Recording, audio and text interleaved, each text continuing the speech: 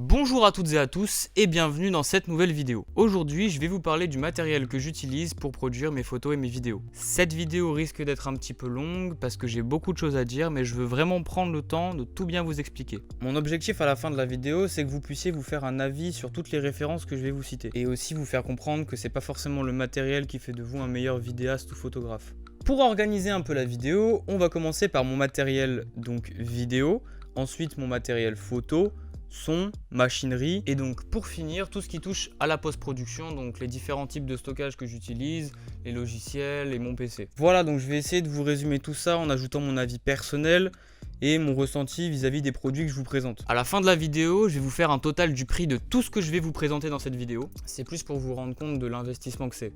Encore une fois, le prix ne vous garantit pas un bon rendu final. Donc si vous ne savez pas utiliser vos outils, même s'ils sont très chers, ils ne vous serviront à rien. L'intro est assez longue comme ça, je vous présente mon matériel, bonne vidéo.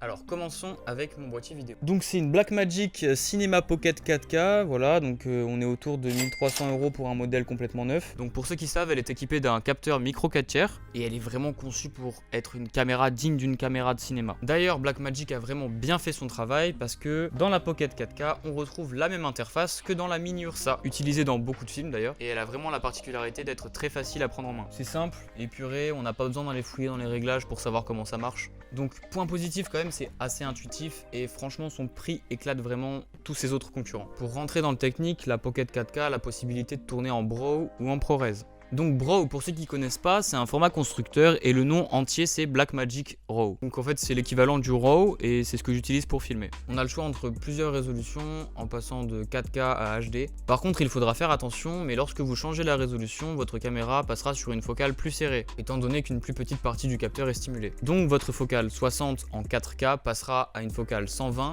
en HD. Pour les créatifs, et ça c'est un gros plus, vous pouvez importer les luttes directement dans votre caméra pour voir le rendu final. Et ça très honnêtement, c'est vraiment très bien. Donc on a plusieurs fonctions aussi, on peut les paramétrer depuis le menu. Et on pourra les mettre donc juste au-dessus de la caméra sur les trois petits boutons ici. Et lorsqu'on les paramètre, ils prennent la fonction qu'on leur a demandé de prendre. En ce qui concerne le hardware de cette caméra, alors elle peut tourner en SD, en CFast ou encore en USB via un disque dur SSD par exemple. Pour ma part, je tourne sur une carte SD de 128 Go, donc c'est une V30 et elle a une vitesse d'écriture de 200 mbps. Pour de la vidéo, ne descendez vraiment pas en dessous de ce genre de carte. Il se peut que la vitesse d'écriture ne soit pas assez rapide et vous allez perdre des rushs ou alors ils seront erronés. Et pour pallier à ça, Blackmagic a mis une sécurité, on peut choisir de l'enlever ou pas. La caméra va couper votre rush si les images sont perdues ou erronées. Donc ça vous fait un rush de 10 secondes environ et ça coupe. En ce qui concerne le micro de cette caméra, vraiment il est nul, ne lui faites pas confiance. Donc déjà il faut savoir que juste en dessous du capteur il y a les ventilos et juste au-dessus il y a les micros. Donc déjà on entend énormément le bruit du ventilo et en plus de ça, en extérieur les voix sont très lointaines et très basses. Bref, on n'entend rien, en même temps c'est pas fait pour ça. Au niveau des batteries, ça dépend de ce que vous faites en réalité. Perso j'ai 6 batteries indépendantes, voilà, donc elles font très bien l'affaire. Mais pour les longues prises ou pour les interviews, il faut un truc qui tienne longtemps, donc vous avez deux options. Soit vous mettez votre caméra sur un rig et vous mettez une batterie V-Lock, là vous aurez pas de problème, vous pouvez me faire confiance à 100%. Et moi du coup ce que j'utilise c'est un rack de batterie. Il peut contenir jusqu'à 3 batteries et marche même avec une seule. Donc vous avez la puissance de 3 batteries et ça se clip exactement pareil qu'une batterie, donc par le dessous il faudra juste enlever le petit cache batterie et puis normalement c'est bon. Alors il en existe beaucoup je sais, mais en tout cas je sais que celui-là est compatible avec la Blackmagic. Donc c'est la marque Neewer, je sais pas si ça se prononce comme ça, et c'est environ 80 € pour le rack. Et après pour les batteries, j'ai un lot de 2 autres batteries que j'utilise, plus le chargeur. Et ça m'a coûté 80 €. Et du coup, on compte les 2 autres batteries qui ont été fournies dans la Blackmagic directement à son arrivée. Quelque chose d'important à préciser aussi, elle ne possède pas de stabilisation interne. Et je n'utilise pas non plus d'objectif stabilisé. Donc si vous voulez du mouvement stable, il faudra partir sur un Ronin. Et là, le drame. Regardez son ergonomie, on voit bien qu'elle n'est pas du tout équilibrée. Il faut se dire que c'est une caméra qui devrait être montée sur un rig normalement pour faire de la caméra portée ou du trépied, je pense. Donc vraiment pensez-y et achetez un Ronin en conséquence parce que elle ne fonctionne pas avec tous les Ronins. Je sais que le Ronin RS2 par exemple est parfaitement adapté à la Blackmagic et d'ailleurs toutes les gammes du dessus. En résumé, c'est un super boîtier vidéo, il est très facile à prendre en main, compact, pas très cher. Et en plus quand vous l'achetez vous avez DaVinci à vie dessus.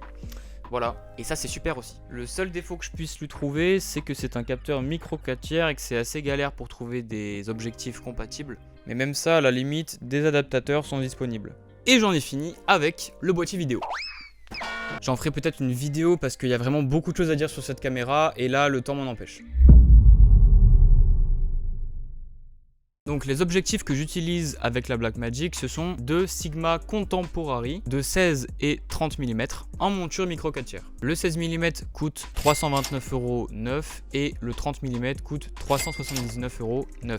C'est quand même relativement abordable quand on voit que la gamme Hard de chez Sigma commence à 750 €. Ce sont des objectifs à focus manuel, donc c'est plutôt compliqué à prendre en main pour un débutant. Après, rien ne vous empêche de monter un autofocus sur votre objectif, mais ça va vous coûter bonbon. Le côté pratique de ces objectifs, c'est que quand tu filmes en grande ouverture de champ, un autofocus n'est pas forcément nécessaire, et vos plans seront nets plus ou moins partout. A l'inverse, ils ouvrent à f1.4, ça fait des très jolis bokeh, et on a un beau flou d'arrière-plan. Point positif, après c'est purement personnel, mais je trouve que les flares sont vraiment magnifiques. Voilà, donc c'est un super rapport qualité-prix. En plus, vous avez les pare-soleil quand vous les achetez. Je le conseille vraiment à tout le monde, même pour un débutant. En vrai, c'est toujours bien de s'entraîner sur ce genre d'objectif pour prendre un peu d'expérience.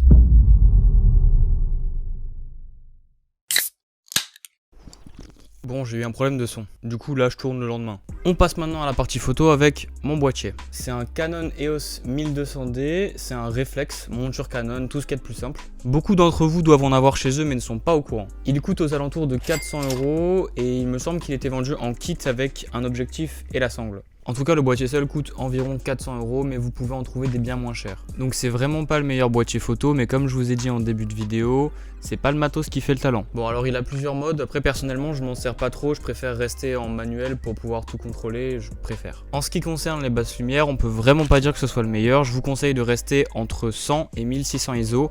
Après, sinon, il y a trop de grains. À 1600, on peut dire que c'est récupérable. Donc, étant donné qu'il n'est pas incroyable en basse lumière, j'utilise des sources de lumière artificielle pour compenser. Mais ça, je vous en parlerai après. Il prend les cartes SD et c'est tout. Vu que les photos, ça prend pas beaucoup de place, je suis sur une carte micro SD de 32 Go pour avoir quand même un petit peu de matière. Donc j'ai deux batteries pour pouvoir changer rapidement si jamais il y en a une qui me lâche, mais généralement elles tiennent plutôt longtemps.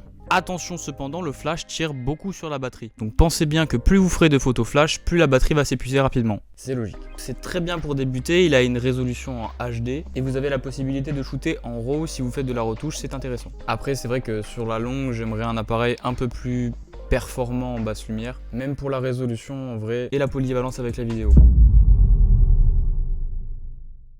Donc l'objectif que je monte sur le Canon, c'est un Canon 1855, tout ce qu'il y a de plus classique. Il était d'ailleurs vendu en kit avec, je pense. En tout cas, neuf, il vaut 180 €, mais d'occasion, on en trouve aux alentours de 50-100 €. Faites attention tout de même, car ce sont des objectifs qui ont certainement appartenu à des familles, et vous pouvez retrouver des poussières dans les objectifs. Et ça, c'est très galère à enlever, voire quasiment irrattrapable. Donc il ouvre à f3.6 pour la plus petite ouverture et à f5.6 pour la plus grande. Le flou d'arrière-plan est pas terrible étant donné que c'est un zoom. Par contre, il a des très bonnes couleurs et il est très léger. Vu que c'est un zoom, par contre, il est très polyvalent et pratique sur les tournages. Si on a des inspirations de focales différentes, par exemple, ça peut être utile. Ça reste toujours plus simple que de changer d'objectif toutes les 5 minutes. Voilà, donc j'ai pas grand chose à dire là-dessus parce que ça reste du matériel assez classique. Il est super pour débuter et franchement, il fait vraiment bien le taf pour le prix qu'il coûte. Ok, pause. Si tu aimes ce genre de vidéo un peu technique, tu peux liker, t'abonner et activer la cloche pour ne rien manquer. Dans les commentaires, vous pouvez mettre ce que vous utilisez comme type de caméra ou d'appareil photo si vous êtes vidéaste ou photographe, ça m'intéresse. Je vous embête pas plus longtemps, on continue. Le son n'est surtout pas à négliger, si vous avez des projets, c'est super important. Parce que dans le terme audiovisuel, il y a audio. Et votre projet sera nul si l'audio est de mauvaise qualité. Ce que je veux dire par là, c'est que tout le monde préférera regarder une vidéo moche avec un bon son plutôt qu'une vidéo magnifique avec un son des enfers. Bref, voici ce que j'utilise pour le son de manière générale. Une Scarlett i2i 3ème génération de chez Focusrite. Elle est autour de 110 €, neuve et seule. Donc elle a vraiment un très bon look, perso moi j'adore. Je trouve que ça fait un très bel objet si jamais ça sort pas de votre bureau. Elle est franchement très pratique à transporter et vu que c'est un plug and play, on peut l'utiliser un peu partout. Elle fait la taille d'une mixette, voire un peu plus petite. Pour ce qui est du hardware, parce que c'est ça qui nous intéresse, on a deux entrées XLR qui font également entrée jack 6.3, donc vous pouvez brancher aussi bien des micros que des instruments. Donc même si vous faites uniquement de la musique, elle peut vous être utile. Donc on peut gérer les deux gains des deux entrées différentes indépendamment du master. Elle se branche en USB à votre PC et possède une alimentation fantôme de 48 volts. Possibilité de passer en mono ou en stéréo si vous avez le matériel. Et avec les deux entrées jack 6.3 derrière le module, vous pouvez brancher soit votre casque, soit vos enceintes en stéréo. Si vous l'achetez seul, vous devrez acheter du matériel en parallèle pour pouvoir bien l'utiliser. J'ai acheté un câble XLR de 3 mètres et des adaptateurs mini jack vers jack 6.3 pour pouvoir brancher tout mon matériel dessus. Donc c'est une très bonne carte son plug and play pour les gens qui ont un peu la flemme de se concentrer sur le son. C'est vraiment très facile à prendre en main. En plus, il ne faut pas forcément un budget de dingue pour pouvoir se l'acheter. Personnellement, je l'ai acheté avec le pass culture, donc c'est vraiment à la portée de tout le monde. Pour le micro, j'ai un Plugger Studio, c'est un CMSTU20. Voilà, donc c'est un micro studio aux alentours de 70 € neuf. C'est vendu avec la mousse et le support pour poser sur un bras ou un trépied. C'est donc un micro à directivité cardioïde et il fonctionne en alimentation fantôme de 9 à 52 volts. Bon, c'est un micro qui honnêtement casse pas des briques. Perso, je l'utilise pour les vidéos que je tourne en intérieur comme celle-ci par exemple, pour de la voix off ou encore du sound design. Ça reste un outil très utile si vous voulez vous faire votre propre banque de son. Par contre, en extérieur, il faut savoir que ça reste un micro qui est assez lourd, donc personnellement, j'irai pas le mettre sur une perche, même si ça doit être possible. Voilà pour le son. Bon, je sais que c'est pas du matos de haute qualité, mais ça fait le taf. Alors pour la lumière, j'utilise deux types d'éclairage. Les Godox TL60 kit à 360 € en kit et deux projecteurs LED Xanlight à 45 € unité. En ce qui concerne les Godox, ce sont des tubes LED RGB et ils m'accompagnent vraiment partout avec moi quand je vais en tournage de nuit. Honnêtement, c'est pas super pratique à transporter parce que c'est un peu gros, mais à côté d'une grosse mallette de Fresnel ou d'un quartz color, ça fait quand même la différence. Dans le kit, on retrouve trois types d'attaches. Des attaches filaires qui se passent dans ces petits trous, des attaches scratch et enfin des attaches trépied. Donc on peut vraiment les attacher un peu partout sans trop se casser la tête. Elles sont vraiment discrètes et elles éclairent très bien. Je sais pas combien elles ont de lumen. Ce sont des tubes LED RGB, donc le constructeur a pensé à nous. Et nous avons 39 effets différents pour reproduire des éclairs, du feu ou des lumières de police même. Donc c'est vraiment très pratique si vous avez de la mise en scène à faire et que vous n'avez pas beaucoup de budget. En termes de contrôle, on peut les contrôler à 50 mètres, soit depuis l'application avec son téléphone, depuis la télécommande qui est fournie avec le kit. Et si tu as vraiment la flemme, elle se contrôle aussi depuis les commandes sur les extrémités. Si jamais vous êtes ambitieux et que vous voulez en brancher 50 en ligne pour une scène avec du budget, vous pouvez aussi les brancher en DMX sur une console pour contrôler les timings et les effets indépendamment. J'ai pas de console DMX, mais si jamais vous voulez tester, vous pouvez. Donc pour les batteries, comptez 2 heures à pleine puissance. Mais si vous coupez pour économiser de l'énergie, vous pouvez arriver à 4 voire 5 heures d'autonomie. Sinon, vous avez aussi la possibilité de les laisser brancher sur secteur. C'est toujours un stress en moins de ne pas s'occuper des batteries. Rien à dire, super produit, très abordable et pas encombrant pour stocker comparé à un gros projecteur secteur. Je recommande vraiment à 100% pour tout type d'utilisation, que ce soit pour de la photo, de la vidéo, débutant ou professionnel. C'est vraiment un bon produit et vous pouvez prendre le kit encore au-dessus avec non pas 2 mais 4 tubes LED RGB. De quoi bien vous amuser. En ce qui concerne les Xanlight, ce sont en réalité des projecteurs de chantier.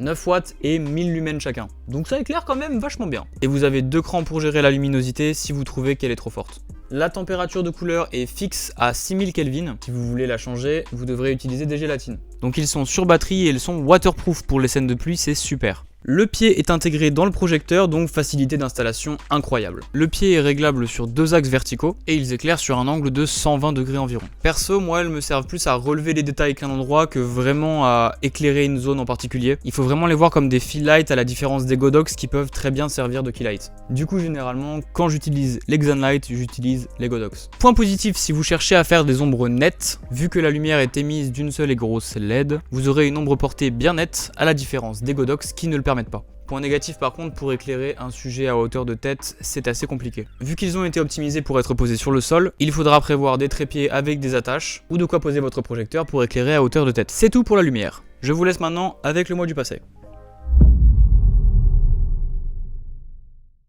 Pour la vidéo, à l'heure actuelle, j'ai un Ronin M à ne pas confondre avec un Ronin 2 qui coûte bien plus cher. Donc lui, il coûte 900 € pour un modèle neuf. Perso, j'ai acheté sur le marché de l'occasion, il y en a vraiment plein. Donc c'est livré en 6 pièces sans compter les batteries. On a 3 poignées en carbone, 2 parallèles et une au-dessus pour les plans rapprochés du sol. Le système de stabilisation qui est la pièce principale. Et enfin, 2 autres pièces pour pouvoir monter le pied sur lequel votre Ronin sera posé. Il est stabilisé sur 3 axes et c'est une architecture qui est un peu différente de ce qu'on a l'habitude de voir. Comme vous avez pu le constater, le point d'attache est inversé. On a donc une stabilisation tenue par le dessus, tandis que sur un stabilisateur classique, il est inversé. C'est dommage, mais il n'y a pas de commande directement intégrée au poignet. C'est simplement un système de suivi et tu peux pas le contrôler avec un joystick. Il a une capacité de charge maximum de 3,6 kg, donc on est sur la même capacité de charge que celle du Ronin S, donc en réalité c'est un peu moins fou que ce que ça laisse paraître. Perso, j'utilise 2 batteries avec. Je sais pas trop combien de temps elles durent en réalité, parce que je fais assez attention à pas les décharger trop vite. Point négatif et à ne surtout pas négliger, c'est une architecture compliquée qui ne fonctionne pas avec toutes les caméras. Déjà de par sa charge maximale, mais aussi les dimensions du pad. Pas toutes les caméras rentrent dessus, par exemple j'ai du mal avec la Blackmagic, donc si vous comptez acheter plus grand, faites attention. Je ne ferai pas forcément de la bonne pub à ce Ronin parce que ça fait quelques mois que je l'utilise, et il est vraiment galère d'utilisation sur le terrain, ça peut faire perdre du temps qu'on n'a pas forcément. Il faut préciser que j'ai acheté cette machine d'occasion, donc c'est normal, les moteurs ont bien morflé, les poignées sont abîmées et les batteries sont un peu vieilles. Donc en tout cas, neuf, je sais pas si c'est un bon rapport qualité-prix. Si je veux être honnête, je vous conseillerais de partir sur un Ronin RS2. Ils sont plutôt efficaces et c'est une valeur sûre. On va rester dans les stabilisateurs et j'en ai un autre. Donc c'est un DJI OM4. À sa sortie, je crois qu'il valait 200 €. Maintenant, vous pouvez en trouver pour 100 € assez facilement.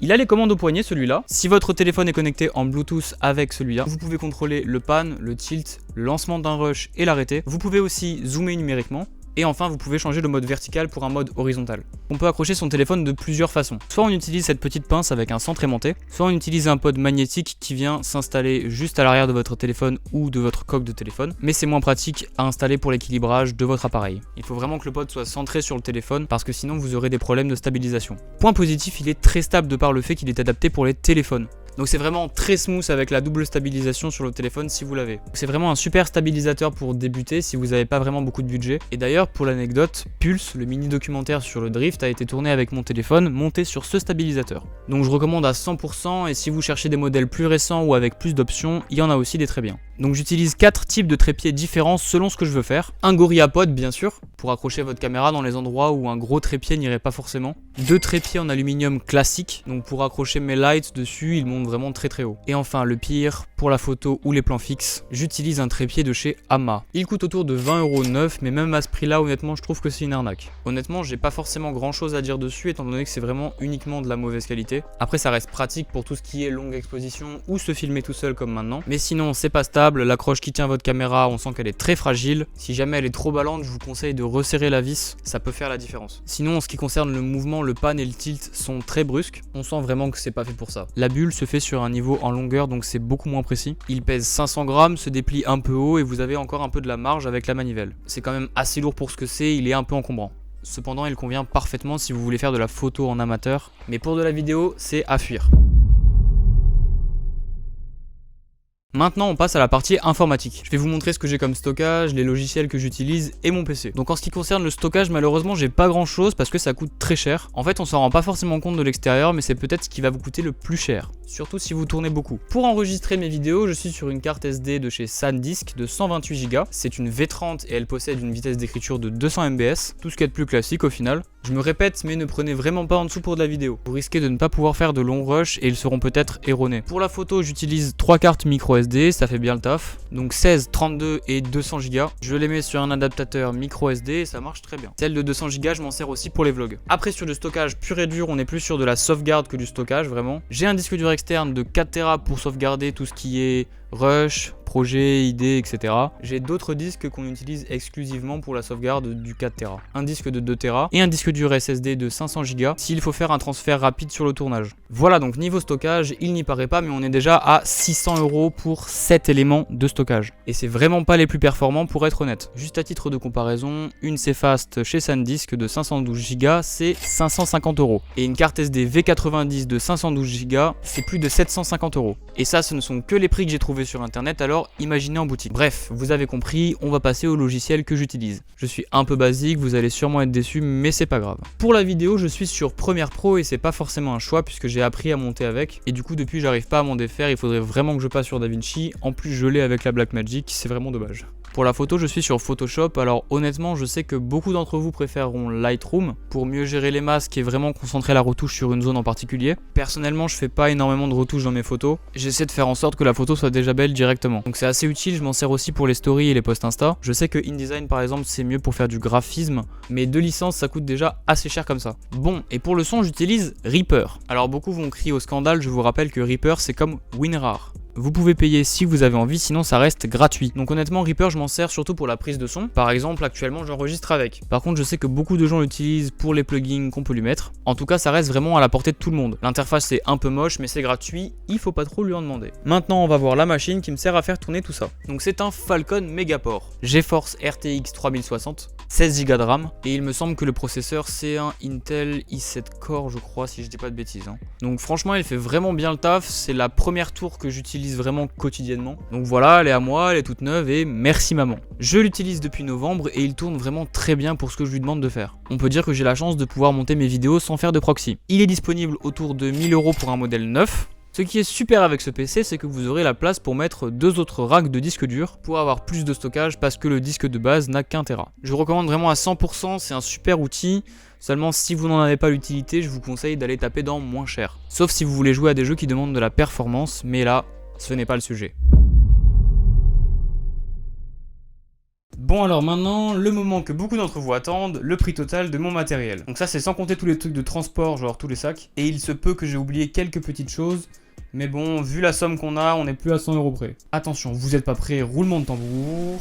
6 323 €, tout matériel confondu. Bon, je suis pas un malpropre, je vais quand même vous mettre les prix des différentes catégories, parce que vous n'aurez sûrement pas besoin de tout ça, donc ça vous sert un peu à rien de savoir ça. Pour la partie vidéo, on est sur 3 398 €, ce qui fait plus de la moitié quand même. Dans cette catégorie, on aura la Blackmagic Cinema Pocket 4K, avec toutes ses batteries, 2 objectifs Sigma Contemporary de 16 et 30 mm, une carte SD V30 de 128 Go, un Ronin M, une batterie en rab pour le Ronin M, et enfin un DJI OM4.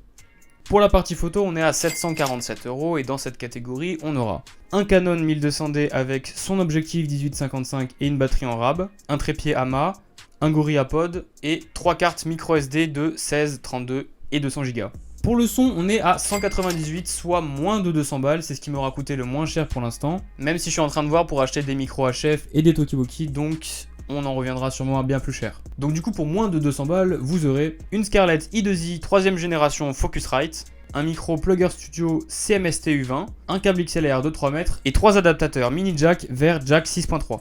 Pour la lumière, maintenant, on est à 500 € tout rond. Et pour ce prix-là, vous aurez les Godox TL60 Kit, 2 projecteurs Xanlight et un set de 2 trépieds universels classiques. Je dis classique parce que chez Manfrotto, un seul trépied lumière, ça vous coûte quasiment 100 balles. Enfin, la partie informatique, 1480 €. Alors honnêtement, c'est très raisonnable parce que pour ce prix-là, on a quand même un Falcon Megaport, un clavier Razer, une souris Logitech, un moniteur Yamaha et 3 disques durs de 500 Go, 2 et 4 Tera. Et ça, c'est sans compter le disque dur de l'ordinateur, mais je vous conseille pas de le blinder si vous voulez que la machine marche bien. Je tiens quand même à préciser que 6 323 €, c'est la somme que vous allez dépenser si vous achetez tout ça neuf. Alors ne soyez pas bêtes, si vous n'avez pas les moyens de vous acheter du neuf, ne faites pas crédit. C'est bête, ça sert à rien, et si vous n'êtes pas rentable, c'est de l'argent à la poubelle. Si jamais vous voulez acheter du matériel, réfléchissez bien à son utilité. Pourquoi lui plutôt qu'un autre ? Acheter un Sony A7 IV à plus de 3000 € n'améliorera pas votre cadrage ou votre lumière. Vous passerez juste pour un énorme pigeon si vous n'avez pas de talent. Concentrez-vous sur les essentiels, la lumière, le son, le montage, la mise en scène. Faites en sorte que votre travail ait l'air léché. La résolution de vos images n'est que secondaire si vous débutez dans la vidéo. Un téléphone d'aujourd'hui fera très bien l'affaire. Plein d'applications sont disponibles pour exploiter la pleine performance de votre téléphone. Je pense notamment à Blackmagic qui a rendu ça très accessible. Juste en téléchargeant l'application, on a les données et les réglages comme si on était sur une vraie caméra. Donc n'ouvrez pas votre application appareil photo, le plein potentiel de votre téléphone ne sera pas révélé. Enfin bref, cette phrase doit être répétée dans des millions de vidéos, mais pour faire des films, t'as juste besoin d'un truc qui filme. Alors, ça suffit les excuses. I just went by the watch with a whole lot of diamonds to show how these niggas is my time. Took a trip out to Cali to hang with the Crips, make a play and get high off that Zaza. I say R.I.P. Kobe, a nigga so fly when I ball out, fuck around skydive. So much chicken on me, coulda went by the Williams, the Rudy's, a big ass Popeye.